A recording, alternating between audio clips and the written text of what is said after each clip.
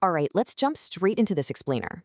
If you follow the financial markets at all, you know for a fact that the public sector banking landscape in India is completely dominated by one absolute titan, the State Bank of India.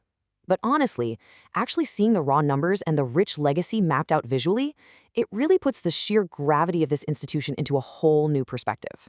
So, we're going to look closely at the data, the massive footprint, and the strategy that makes this particular bank the undisputed cornerstone of Indian finance. Now, you know that dramatic phrase we hear all the time in finance, right? Too big to fail. We hear it especially when people are debating the resilience of national economies during global uncertainties. So let's actually unpack what that means for everyday consumers, retail investors, and the structural integrity of a country's wealth. Because it's not just some catchy buzzword used by the media, it's a real, highly measurable designation given by central regulators. Okay, so the crucial takeaway here is that a DSIB is an institution so deeply woven into a country's financial fabric that its survival is quite literally vital to national stability. If a bank like this were to suddenly falter, the shockwaves wouldn't just wipe out its direct shareholders. No, it would cause massive disruption to the entire economic system. Everything from your local small business loans all the way up to international trade settlements. Just to give you a sense of how incredibly exclusive this tier of banking is, the Reserve Bank of India has identified a grand total of 3 of these giants in the whole country. You've got your massive private sector leaders, HDFC Bank and ICICI Bank, and standing right alongside them as the definitive largest public sector representative is the State Bank of India. Today, we're going all in on the legacy, the unmatched physical infrastructure, and the sheer scale of SBI. Section 2. 2 centuries of history. Building the foundation of modern Indian banking. To really wrap your head around its systemic importance, we actually need to look at its remarkable 200-year evolution. Starting way back in 1806 as the Bank of Calcutta, SBI is officially the oldest commercial bank in the Indian subcontinent. Fast forward to 1921, and it was consolidated into the Imperial Bank of India. Finally, under the 1955 Act, it formally became the State Bank of India. Think about that for a second. Over 2 centuries, this institution survived the colonial era, absorbed over 20 different banks, and ultimately adapted to serve a newly independent India. Section 3. The physical banking behemoth. Unmatched infrastructure and scale. 530 million. Let that number just sit with you for a second. As of July 2026, SBI boasts a customer base of 530 million individuals. To put that completely wild scale into perspective, this single bank serves more people than the entire populations of several large countries combined. It is a massive testament to their incredibly deep penetration into both bustling urban centers and remote rural regions of India.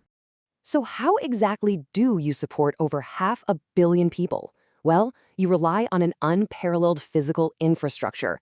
With over 23,270 physical branches and more than 63,580 ATMs, SBI literally spans every single corner of the nation. Plus, it's the 10th largest employer in India, with nearly 250,000 employees managing this sprawling network every day. Section 4. Digital transformation through YONO. Pivoting to the digital frontier. But look, a bank absolutely cannot be future-proofed on brick and mortar alone these days. What's truly fascinating is the contrast between SBI's physical legacy and its incredibly rapid digital pivot. On one hand, you have decades of physical building. On the other hand, their digital platform, YONO, scaled to a massive 87.7 million users and crossed the 5-core subscriber mark in FY26. It's kind of like watching a 200-year-old behemoth successfully learn to sprint at the speed of a Silicon Valley startup. And they are definitely not hitting the brakes. They're already prepping for YONO 2.0. Continually adapting their tech stack to match the agility of purely digital competitors. In FY26 alone, the bank spent heavily on revamps and targeted advertising to make absolutely sure they capture the next big wave of active digital users. Section 5. Powering the Nifty 50. The market weight of a giant.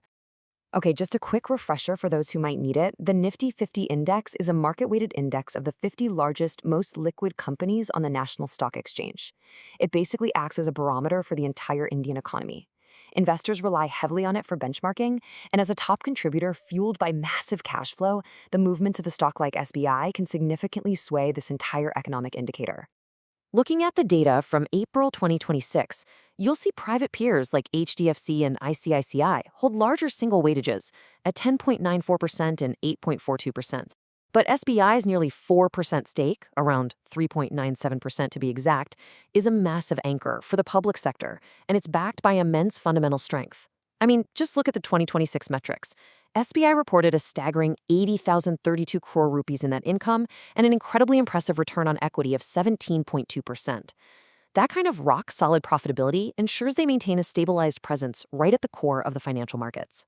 This quote right here perfectly distills their dominance. Holding a 25% share, literally a quarter of the entire nation's loans and deposits, perfectly encapsulates why the government maintains a 55.5% stake in this institution. When you command a 23% market share by assets, you aren't just participating in the economy, right? You are actively shaping its daily realities for hundreds of millions of people. So, as we wrap up this explainer, we're left with a really compelling thought. We've traced this incredible journey from 1806 all the way to becoming a modern DSIB with over 500 million customers. But the landscape is shifting faster than it ever has before.